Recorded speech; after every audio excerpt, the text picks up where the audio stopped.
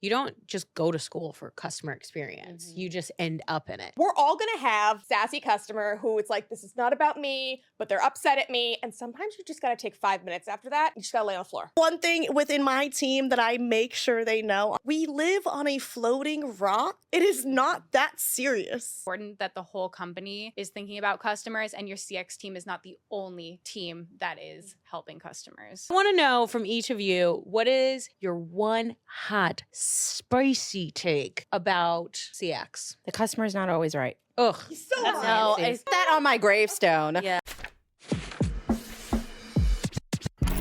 Hey friends, welcome to Above the Fold podcast. I'm your host, Jess Servion. We're going to be talking about everything in your customer's journey. You're going to learn things about customer experience, brand experience, and marketing secrets that help you drive your brand success. So stay tuned, buckle up, and let's get into the episode. Welcome back to another episode of Above the Fold podcast with me, your host, Jess Servion. I have a very special episode, and your earbuds are going to be exhausted by the end of this one because I have 6 of my home girls across the CX industry in this room with me, and we're going to talk about our entire career, our philosophy, and everything under the sun because we are taking our girl group chat to the live studio, I guess. Or not live studio, but yeah, a studio. Made it on the group chat. So, let's kick it off. Leanna, intro yourself first. Sure. My name is Leanna Nazzizi. Actually, my last name is Olson. Haven't changed it yet. Hashtag keep your maiden name. I am the Senior Director of Customer Experience at Victoria Beckham Beauty. I literally said in my head, don't say your maiden name, say your married name. So I'm going to do it right. My name is Cati Brunell-Brutman, and I am the Customer Experience Manager at Glossier. Cool. I am Ashley Harris. I am the Customer Experience Manager at Caraway Home. Hi, I'm Nancy Gurd, and I am the Associate Director of Customer Experience at Caraway Home. That's why we are so close right now. Hello, my name is Molly Meetz, and I am the Director of Customer Experience at Corso. Hello, I'm Lauren Schorr, and I'm Director of CX at Nestig. Thank you for everybody introing yourself because I was like, I'm not going to be able to do that. Listen, so I want to just dive right into it. I have 6 baddies in this room with me, as you know, and I really just kind of want to talk about how we've all gotten our start in CX in the first place. I'm just going to pick somebody. Molly, you go first. Oh, wow, so much pressure. I got my start in sort of like a weird way. I was always sort of like an account manager before doing CX, and then I'm really bad at sales. So like any extra sales part, I just sort of flopped at. So I worked for a event company and then worked at Fresh Sense, a e-commerce brand, which we love. And I got into customer experience there and honestly just sort of fell in love. It felt like all of my things combined. Like I really like relationship building, getting to know people, and have a lot of empathy. And so it just sort of fit. And then I didn't have to sell anymore. And that was amazing. Mm-hmm. Loved that. I know. Lauren. Great. I think probably all of us will say that we have a weird way that we got into CX, but I will say the same. So I actually went to school for musical theater. So I moved to New York as an actor. And also throughout college and while I was auditioning in New York, I was working in restaurants and other customer-facing positions. And through time, I started realizing how much I was looking forward to my day job and like how much more I liked my day job than my acting job. And so I started to realize, okay, maybe this is something that I want to do instead of acting. And I really felt like, I'd done everything that I had wanted to do in the acting world, but working with customers was something that I was so passionate about that I'd done for so long that I think those two skill sets can really combine. And my background in acting has really led me to have an interesting and amazing experience being in customer experience. Yeah, man. I think just to touch on this before we even like talk about it further, because I think we'll just naturally all talk about it too, is what's so interesting is like both points so far with like Molly and Lauren is that you don't just go to school for customer experience. You just end up in it. But I do think a commonality is that we're all empaths in a way. We're all like empathetic to human beings, and then like we like end up in these like customer service roles, but then as you get into the science of like the consumer, you're like, oh shit, I love this, you know? I don't know. Leanna, do you have an opinion? I agree because I went to school to be a physics major. Oh. Yeah, right. Changing it turn, right? And the program I was in, you know, long story short, didn't have enough kids, blah blah blah, ended up being dropped. And this was like the peak of the early aughts, and it's like, well, what do you do? I didn't want to go to NASA. You know, like, what do you do? This was before all of this like new tech and stuff. And I was like, all right, well, maybe I'll be a high school teacher. And there was something about like connecting learnings back to people. And obviously that did not work out. But just this idea of like all the little jobs I've had, whether they've been like, you know, retail and college or like a summer camp director, like they've all been about like servicing a customer. And I just think that's something that like people are born with and then like develop that over time and come to love it. You can't not love it if you're not in it. Like, Yeah. Well, we got another theater girly up in here. Team theater. So yeah, I went to school for theater, still paying off the loans. Yeah. And I was a professional stage manager in immersive theater for almost a decade in New York. And as anybody who's worked in the arts knows, it pays terribly and there's no health insurance. And I was like, I would love to be able to like go to a doctor and not pay $500. Like that is my idea of success. And I had been doing the same thing. I had a day job at Birchbox where I met Leanna doing part-time remote CX. And when I was looking to transition, I was like, oh, stage management and CX management are the same job. Yeah. You are coaching people. You are talking between departments. You are thinking on your feet and coming up with long-term plans. You're documenting things. And I used to say when I was a stage manager that I worked as a people manager, but I didn't like people. But I actually just don't like working for commercial producers. And I love all other people. So that's how I got here. Yeah, I love it. Ashley, I think you have a really interesting past too. Just like Katie and Leanna too. Like you've worked at so many e-commerce brands. It's funny because I think, right, like from a schooling perspective, and I like to throw my hat in it because I know everyone talks about like true crime now, but I went to school for forensic psych. And I was like oh my Dexter. God, love this. Amazing. And then it was like, am I going to get my PhD? Like, am I going to go to school forever? Am I going to be in, I don't want to do that. And then the opportunity came to be in like dental. And then what I loved about that was being able to help people in a way that I could control, right? I think it's funny because as I'm hearing you guys talk, I'm kind of like, okay, what's like bringing me into it, thinking about it in hindsight, but it's like a lot of things within CX. It's just like solving issues in ways that like you can control. And I think that's really what I love, and like being able to also like tangibly know that someone had a great experience after. So like I think it's also, I'm one for like that, what's it called? Like that quick, like, oh my God, this was so amazing. Like I need that Instant satisfaction. gratification. I didn't realize how much I needed it, but I think CX really helps me with that. But yeah, I don't know. I went from like true crime to dental to startup life. And but I feel like so much of every part of the journey, I've been able to kind of like use it for every single role, which is really cool. Yeah. Nancy. Tell us, our queen, Nancy, our queen, our speaking engagement queen. Honestly, CX found me. I had no idea what I was doing with my life. I knew after high school, I was like, you can't go away. If you go away, you're going to end up in a sorority and not studying, so stay in the city. And I bounced around a few different majors, honestly. And I got a part-time job at a startup jewelry company.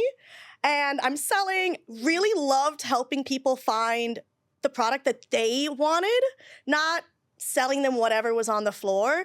And one day the founder was just like, hey, you're really great at connections. Do you want to like run and open up a CX program for us? And I was like, well, That's so cool. sure, let's jump on this bus. And from there, I just can't imagine doing anything else. Yeah. I am a huge empath. And if I'm being honest, I'm a people pleaser and a teacher's pet. And I love working with customers. It's my favorite thing. So that's how I got here, and I'm planning to stay here for a while. We'd love to see like a podcast session of all of our therapists. Oh my God. Talking about all the ways that we got into this career. I thought I wanted to be a therapist, and then when they were like, you have to go through your own few years and figure out your own stuff first, I was like, well, that's gonna take some time. Well, what's so really funny is like one of the gals, Open Late gal, she works with me now, Danny, she's not here, but one of the gals in the group chat too, she went to school for therapy. So she did CX.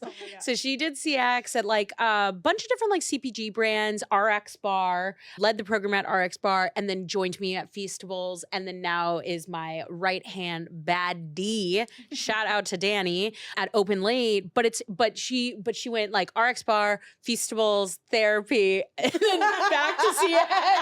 CX is therapy. I cannot tell you how many customers I've just had to listen to. I know. I mean, yeah. That's very true. But I think a lot of like service industry roles are like that too. Like think about it, like when I go to get my nails done, if I'm going to get like my eyebrows hair done, hair, any of that, Yeah. I'm like spilling the tea. Like, hey girl, you know? I have a firm belief that everybody should be required to do at least 1 year of some sort of like service job or Yeah, customer facing job in their life. And I think you can tell when somebody has never done Yes. one. Oh, yeah. Yes, you're so right. I absolutely agree with you. I think it's like, it's definitely you, like some sort of service thing. Like my background, so I mean, you guys all know me, but like anybody listening, I feel like also knows me at this point too. I'm on like my 5th career at this point, you know, but still like always rooted in service, customer service, and then art school first. I was a bank teller, then personal banker, then I worked in the travel industry as a CSM, then ran a CX program, then like e-com, this, that, and the other thing. And now I own an agency that does marketing. You totally forgot retention in there. Oh yeah, retention. I know product marketing was in there, but the point, the reason I even like bring it up, because this episode is not about me. It's like, it's about y'all and it's about like the industry, is that I think CX gets a little bit of a bad rap. Like, I think people, 100%. and I think a lot of times, and especially I know like me and the girlies at like OLC, like we literally come in and help people like change up their CX programs and all these things because it's always an afterthought. But if you stop thinking about your customer experience as just support and actually as the customer's journey across their entire life cycle with you, you probably can really make some dope experiences. I mean, anybody else got an opinion in that? Yeah, I mean, it's pretty cool. So I was the first hire at Nestig. So our co-founders decided that CX would be the first hire. And I think that has really built our company and like imbued CX into the forefront of everything that we do. And that was just like such a great decision. And it makes my job a lot easier because CX was not an afterthought. CX was like the whole thing. Yeah. Yeah, I think for me, for us, we got really lucky. When I joined the Caraway home team, the first thing I said to my hiring manager was, I want VOC across the company. And he was like, great, do it. And I was like, okay, like I'm gonna stock calendars and ask every department to add me in. And he was like, yeah, do it. And we're at the day and age now where every single department speaks VOC. It's the first thought for them to the point, and this is my favorite story, Ashley. We had the biggest win this holiday season. Customers, they can't contact CX. They're going to email some random person they find. That person happened to be our founder. He could have just forwarded the email to us, been like, handle this. No, he put on his CX hat, typed up a 4-paragraph response, gave the customer options for a solution, and then sent us the email. It was just like, how did I do? I And love I have that. never been more proud to say it literally is ingrained in Caraway Home from the top bottom that CX matters and CX is important. Yes. Shout out Jordan. I will say, I think, you know, now, I mean, I've been in CX startup ecom for, this won't age me, it's fine. Probably like 7-8 years, which is like crazy. And I don't want to talk about it. But Don't even. what's Don't even. crazy we're in double digits. is Yeah. it's so crazy because I think like now when people talk about CX, they talk about CX alongside marketing, Yeah. or they talk about CX alongside ops, or now I think CX, I've never heard of like a chief experience officer. Like now the way that the conversation is had within kind of CX is very cool and very different. Like if you would have told me this even 5 years ago, or even before the pandemic, I would have been like, what are you talking about? That's 100%. weird. Yeah. Versus now, I'm like, yeah, why wouldn't you talk to us if you're making a marketing campaign? Who knows your customers better, right? Or like, especially like retention, which Girl. it's okay, I'm here, right? It's like, who knows better, Yeah. right? But the people who are listening, who are talking, who have that relationship with their customer. And I think what I will kind of even champion on top of that, which is really great, is, you know, I think when we get feedback, especially negative feedback, I think you hear a lot you hear about a lot of companies that are like, they panic, right? Once they hear it, they freak out. And you can tell there's a level of distrust between whether it's like the executive team or the founder or whoever with the CX team. And I will say, I think we're very spoiled, for lack of a better word. And I think at Caraway, there's just so much trust built into it to trust that they know we are going to put the customer first, that we need to put it, and that we don't have to like ask for permission to say like, okay, how do we put the customer first, you know? And I think even that is such a leap from where we were just a few years ago. Like, it's just crazy. I got a hot take because this is why I was like, hold my earrings. Let me flip my hair, okay? iPad down. You guys, I have seen some things in the last 365 days of running Open Late. Okay, I have seen some things, and like, you know what, like, absolutely kills me is, and I'm sorry, but this is going to be a hot take and might be very spicy. The performance marketing people who are like, grow at all cost, like do that ad, do those things, and then blow up the support team. And it's like, you know, a couple of people who might be offshore or part-time agents even. Like I've run into places where it was like the mom and grandmother were running support, you know, and like all of a sudden their tickets have blown up because like out of stock, like ad or post-purchase issues with delivery, all these things. And then they're like, oh, well, we didn't think about what scaling would actually mean when we scaled that ad spend. I'm like, what do you mean you didn't think about it, my friends? Oh, what do you mean? A flash sale that's going out over the weekend when nobody's online. Yeah. And it's going to cause outreach. Yeah.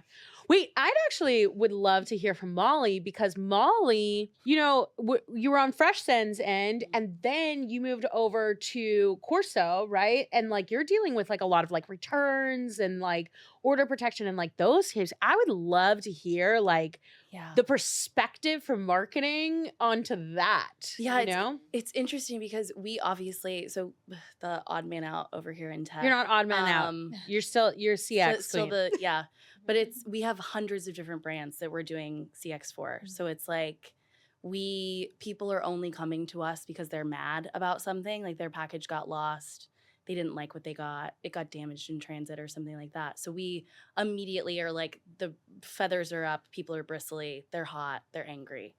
So like trying to, and also not, you know, we can't be experts in 300 different brands. So trying to have like the voice that our brands would have, like knowing the best that we can do. And it's definitely tricky to always sort of be like guns a-blazing, which I was actually going to say, I feel like is one of the things, like being an empath, like for the customer, and sorry, I'm going down a slight different tangent here. No, I love. But like for the customer, I think being an empath, but also for your agents. Yes. So like something that I feel like we focused on so much this year and is just sort of like keeping everything light. Like I said, everyone's coming to us mad and angry. They're not asking a product question to us. They're asking, like, they're like, where the hell is my order? You never gave it to USPS. And we're like, I'm not even going to explain to you that we're a third party.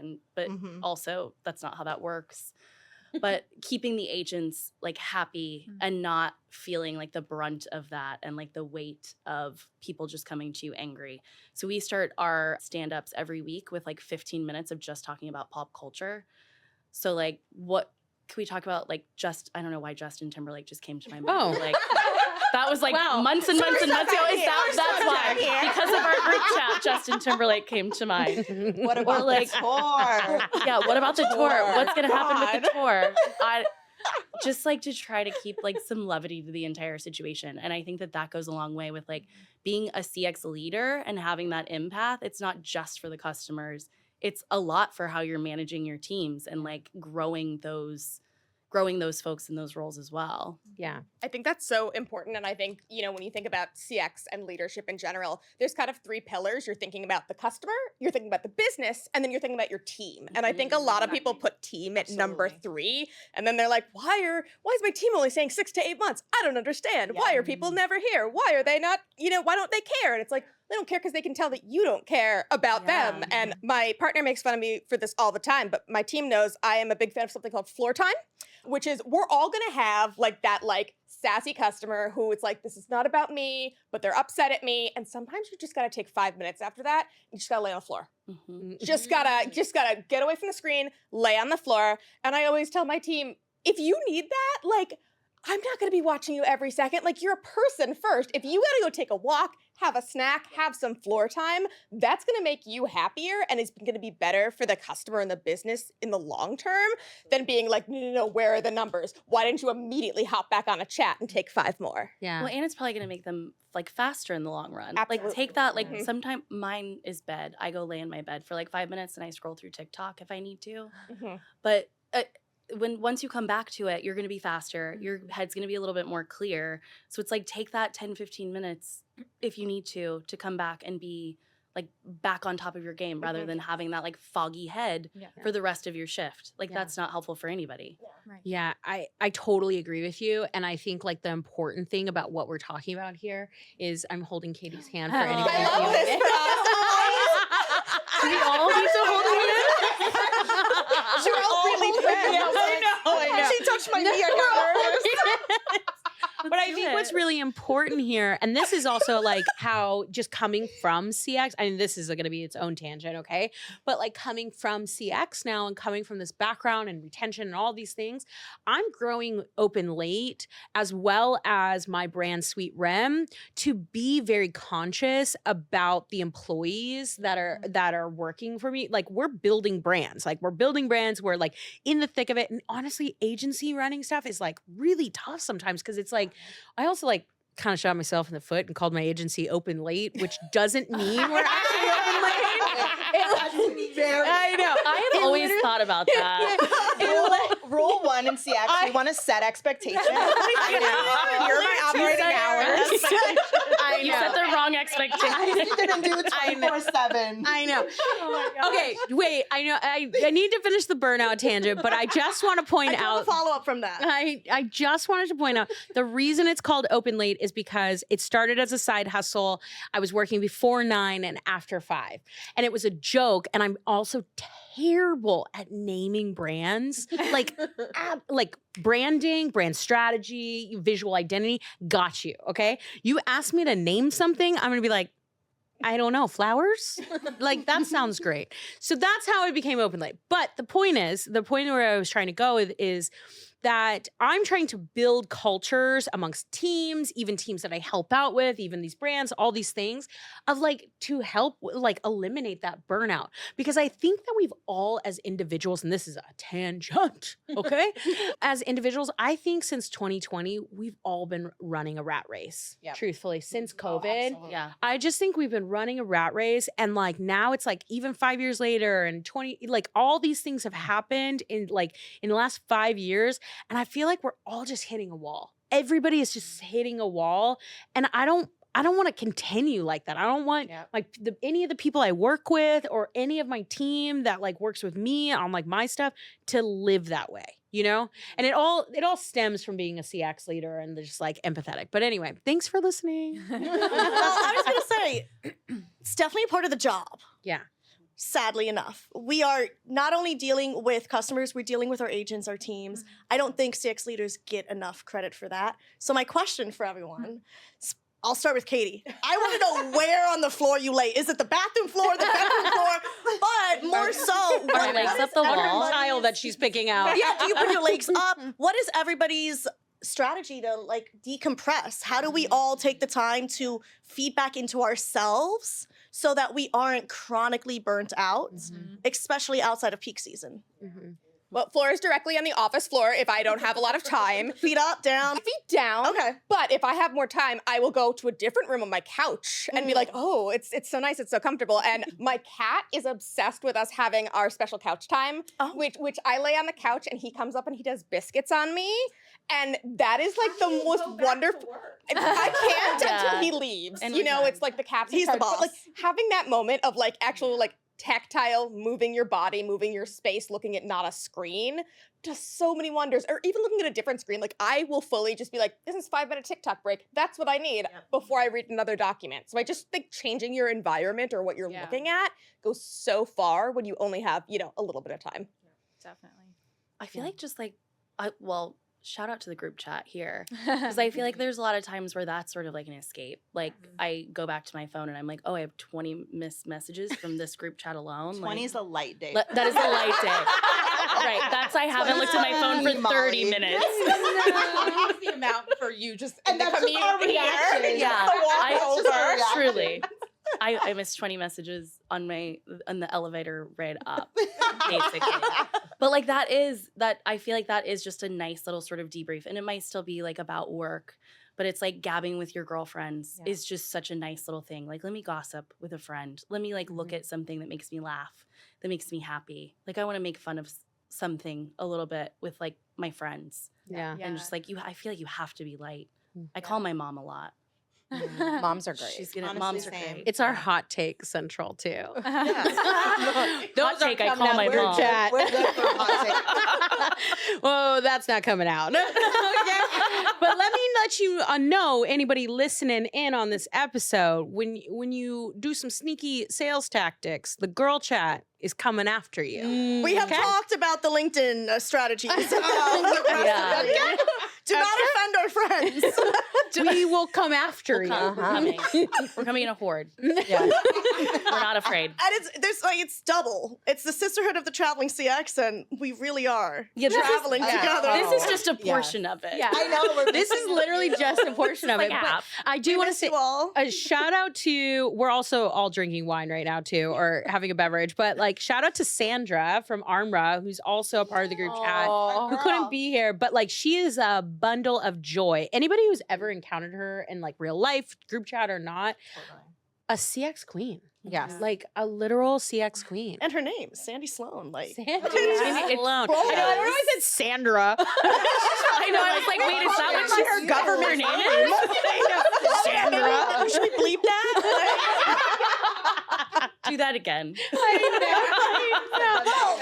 Hey y'all, quick little interruption for a message from our sponsors. At Open Lake Collective, we specialize in building brands that last. From brand strategy that defines who you are, to customer experience design that keeps people engaged, to retention and lifecycle marketing that turns customers into loyal advocates, we're here to help you create meaningful connections that drive growth. Open Lake Collective, let's build a brand they love. Now let's get back to the show. Speaking of the group chat, I'm a fake moderator for this podcast now. Lauren, you're like the most recent addition. How has it been like for you to find us? She needs more wine. Yeah. No. I was actually going to say, based on what Molly was talking about, I think that as a CX leader, being able to talk with other CX leaders has been so important for me, and something that I came to later in the game. I sort of joke about this, but I spent the first 3 years at Nestig like being so hyper focused on CX at Nestig. And in my 4th year, I said to my co-founder, like, I need to zoom out. And like, I'm really happy that I focused so much on building, you know, the CX team and the CX experience again at Nestig, because I built it, you know, in the way that made the most sense for our customers. But now it's time to figure out what other companies are doing and how I can learn from them as well. And so I remember going to the first event and being like, I don't know anyone here? But it's like, it's such an amazing community. And obviously it's not a surprise. We're all people that love people, but getting to know all of you and getting to go to all these events has been amazing and has definitely made me a better leader. Gonna cry. Oh. Well, you know, on that point, right? Like about just like having community and like, you know, avoiding burnout, like all these things. I'd actually really like to kind of flip it back to the career thing because one thing that I really wanted to have you guys all answer is what is one thing in your career past that you really took into your CX like career? You know what I mean? Like I'll just kick it off. Like the one thing that I have that is so deeply rooted in everything that I do is I spent like a couple of years working under finance and ops, and I had the head of business ops as my boss. So she didn't really like understand like the fundamentals of CX, but one of the things that like I learned from working under here was data. This is why I'm such a nerd about like forecast models and analytics and all of those things. But I think that that's like a skill that I like fortunately picked up working under that department that wasn't so CX related that has really bled into everything that I do today. Katie, you're going next. Okay. I'm just looking at you. Yeah, no, I'll take it. Are we going to hold hands too? Yeah. I had a really wonderful production manager that I worked with on a show once. And I am, you know, literally like a little bit of a control freak. I don't know if anybody can relate to that experience of like needing to know what's going on all the time. And I was really stressed out because one of my assistant stage managers like had all of this knowledge and I was like, I don't know what he's working on. And like, I feel like I should know exactly what's happening in every room, even though there's 5 rooms and I can only be in one of them. And this production manager, Nick, was like, if you are good at your job, you have given them the tools that they need and you need to trust them that they are doing amazing and that they will tell you what you need to know. And so you will actually support your team better if you step back a little bit. And I think that I have taken that to heart a lot in my career. Your turn. Oh, wow. You know, this is going to be a fun story because this comes from Birchbox days where I had my mom actually translate all of our macros to Spanish when we started shipping to Puerto Rico. And I don't speak Spanish. My mom speaks Spanish. And I was like, you know, we didn't have any native Spanish speakers on the team. And I was like, I need some help. So I printed out all the macros.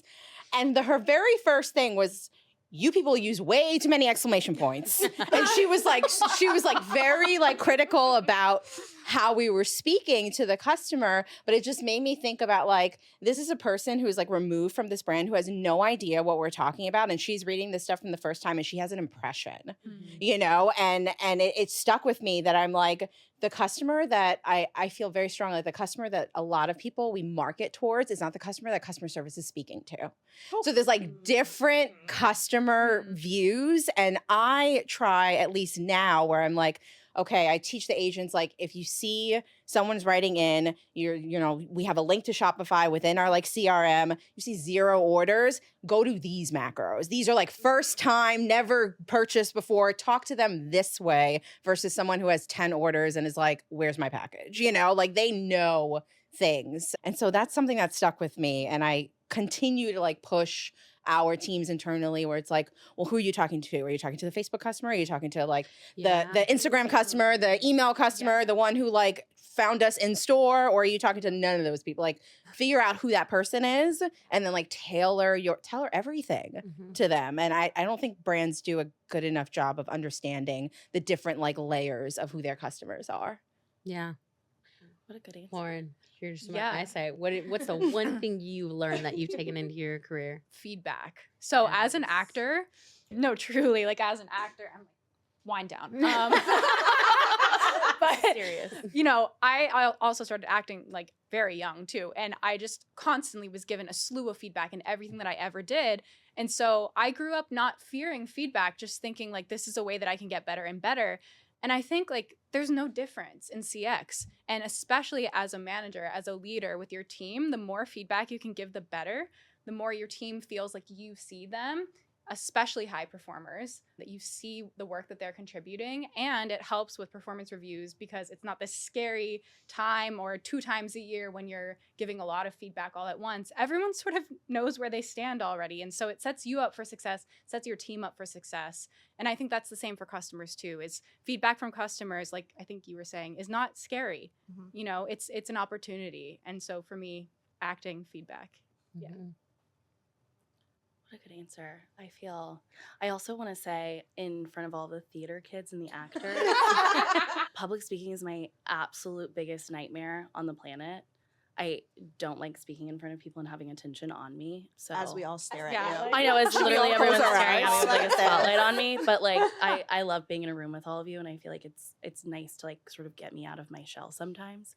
Mine is very similar to Katie's. I feel like having the autonomy I feel like what I've learned throughout my career is having the autonomy from the rest of the company makes it easier, and also sort of trickling that down to the rest of the people that you manage, making them feel like they don't have to be the squeaky wheel that has to keep yelling at you and saying like, this is happening, we need to fix this, we need to fix this. Like, how many times do you have to say that before somebody takes you seriously? And I think that goes for like the entire company. So like if I feel like I'm going to use all of my energy to have to like yell that this is happening and we need to fix it, and then I have no energy to like spend on anything else, that's a problem. And I think, just like we sort of talked about before, like that also trickles down to your part-time agents on the weekends. Like if they bring something to you, or if they, you know, are saying or clearly having the same issue over and over again because maybe they're on when a manager's not on, like that's something you have to pay attention to. And like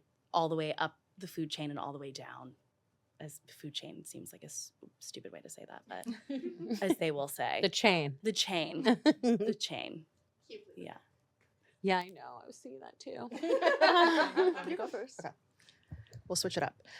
I feel like I'm someone who more so is like, I feel like I learned what I don't want to do. And like I took that in my career. You want to be me so bad. It's fine. I feel like I learned a lot as far as like the type of manager I didn't want to be throughout my career. And so kind of similar to the fact of like, I don't want to be a micromanager. I don't want to be someone who doesn't listen. I don't want to be someone who doesn't follow up or follow through. You know, I don't want to be someone who doesn't meet on our one-on-ones. Like there are like little things that I've experienced where I didn't feel seen and I didn't feel heard and things like that. And so over the last 5 some odd years of being in people management, it's honestly probably one of my biggest focuses going into things, just because I see the impact that has on people.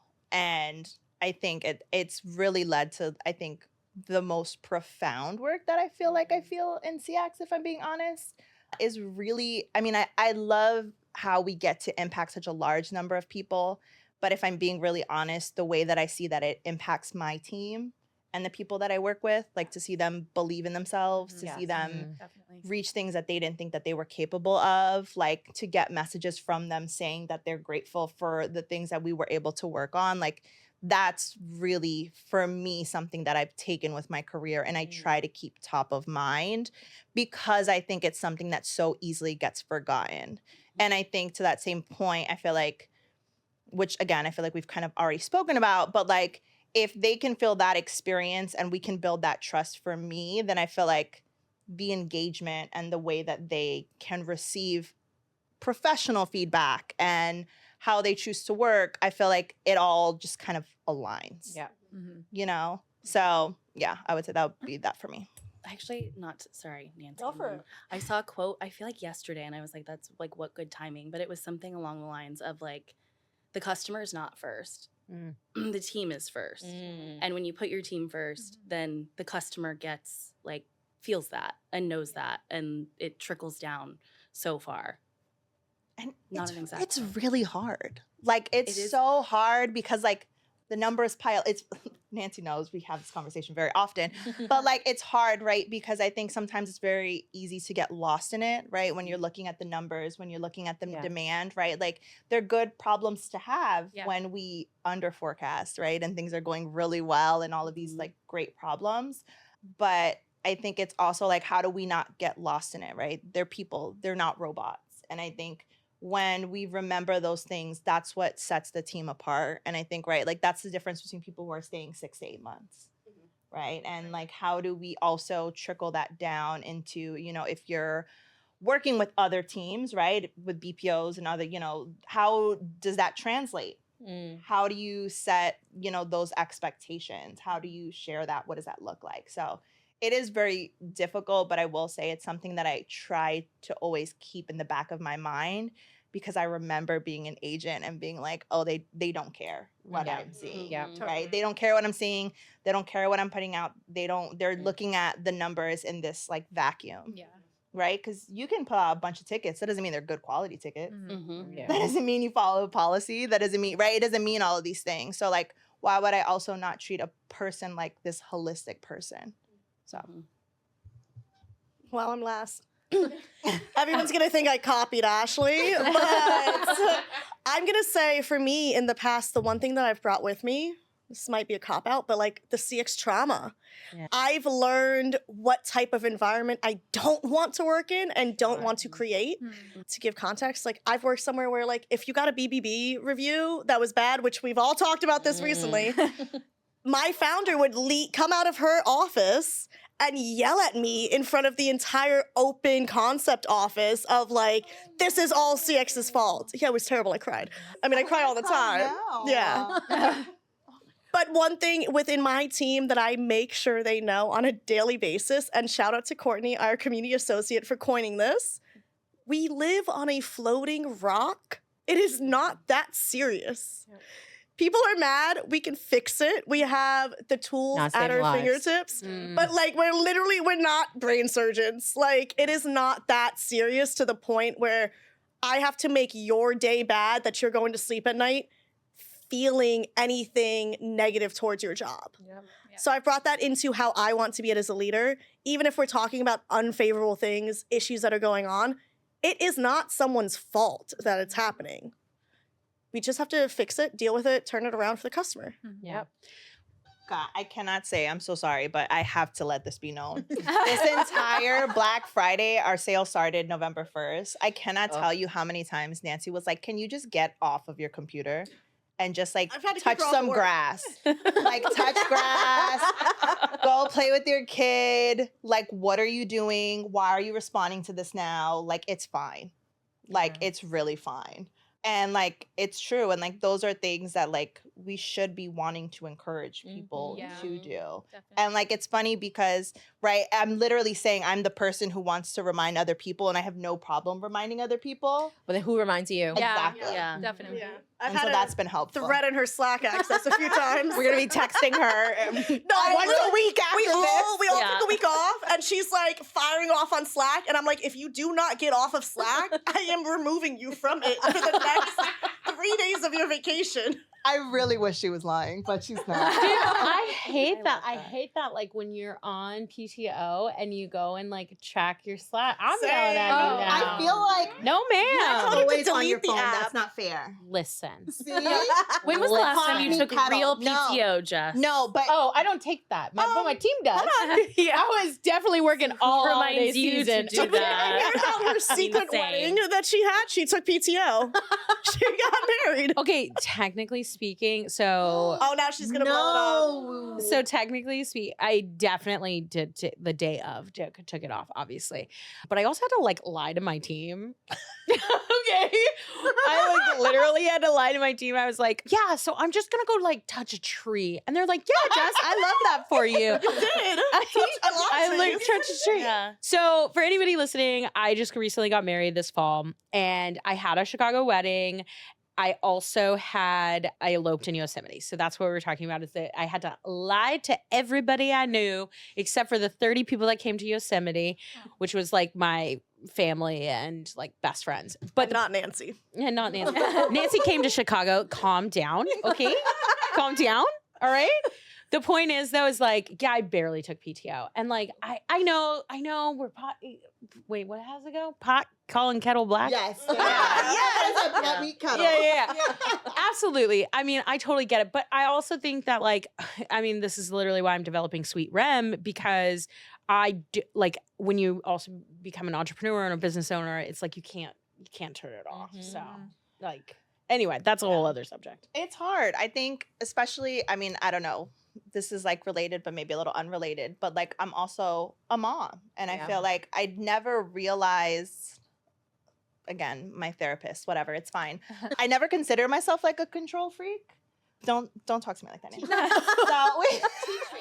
Yeah, I think we're all control freaks. Were you in denial? I think that's why we are. Honestly, I feel like there was so much that I was able to like separate myself in. But I also feel like, I think a part of it too, though, is I think being in an environment like Caraway where I see the investment, it's hard for me to turn it off because it's like, am I being ungrateful of that investment in a weird way? I think you're also putting like, because I find this in myself too, like you are putting the buffer of all the bad stuff that your team might have to deal with. Yeah. You're putting yourself on the Trauma. line. Yeah. You're Right? like, okay, It's like a I don't want response them. to the trauma, right? Like, I don't want that. I don't Let me want them just to do deal with it. this. I Or like, can how do can I it. fix it? Yeah. And it's true. It's so hard sometimes to separate between like the Band-Aid solutions, Yeah. right? Versus like the long term and like how to separate it and distinguish the time and like go through the uncomfortable, like trying to figure out the long-term solution and like you're going through the pains of it and it's like, okay, it's fine. Like I'm gonna try and figure it out. But like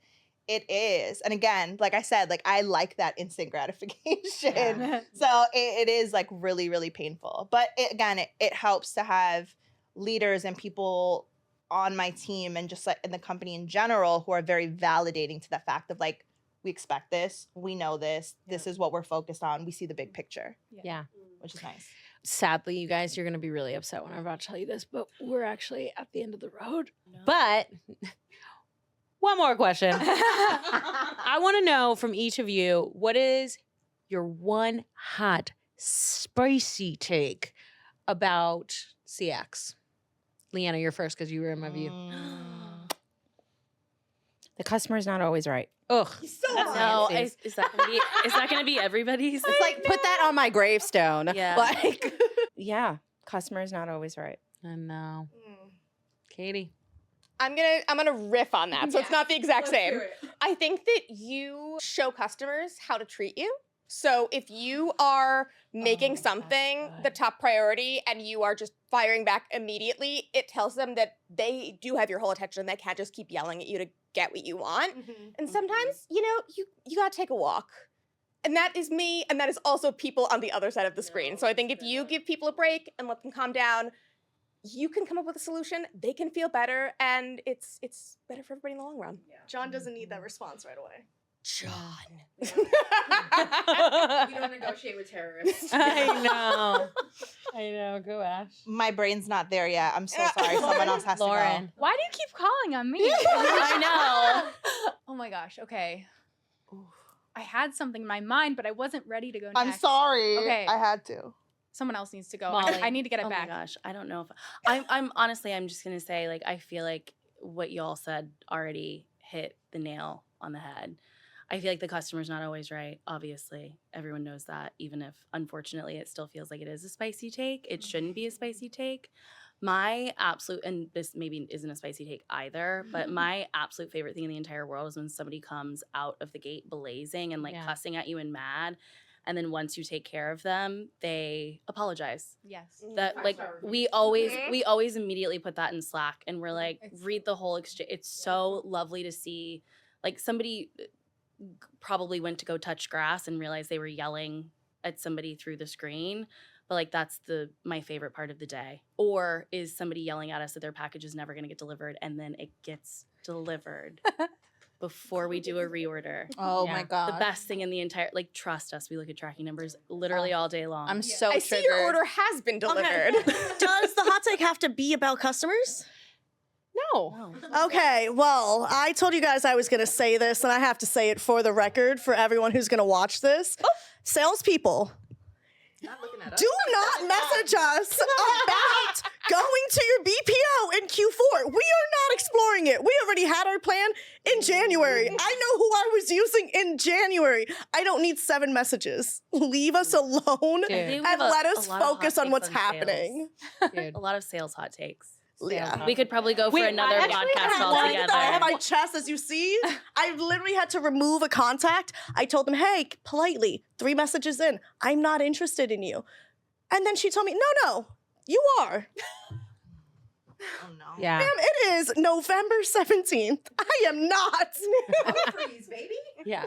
Wait, to piggyback off of Nancy, I briefly said this story. I'm not going to name the SaaS company, but when we were all talking about this in the group chat, there was a company, okay? There was a company, and to anybody listening, I'm not going to name it either, but there was a company that I literally was at Shop Talk, got off the stage, and the person literally hounded me about a software that I needed for chargebacks.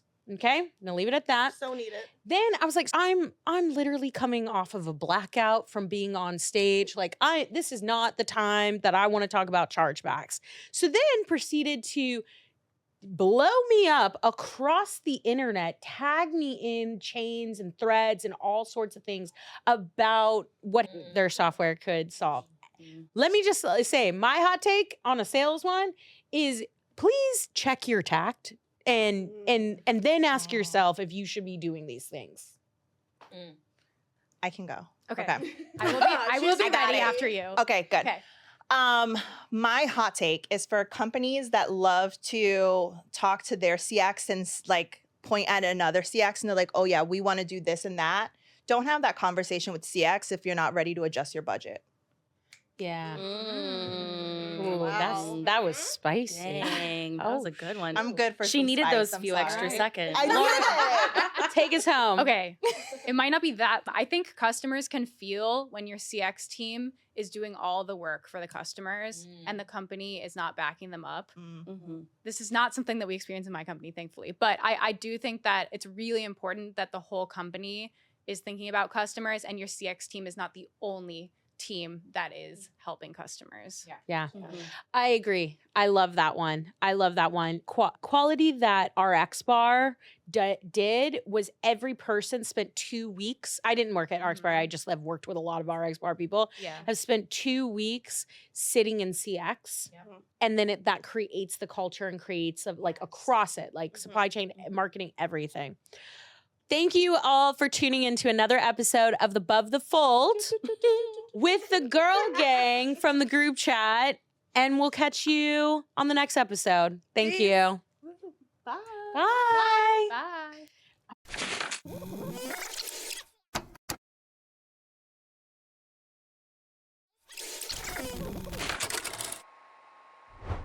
Dang, we've made it to the end of the podcast and you're still here. So thank you so much for listening to Above the Fold podcast. For the best of this episode and every episode, be sure to follow us on Instagram and my YouTube channel. And for deeper dives on the secrets to brand success, don't forget to subscribe to my weekly newsletter, Sunday Postcards. All right, my dudes and gals, see you next week.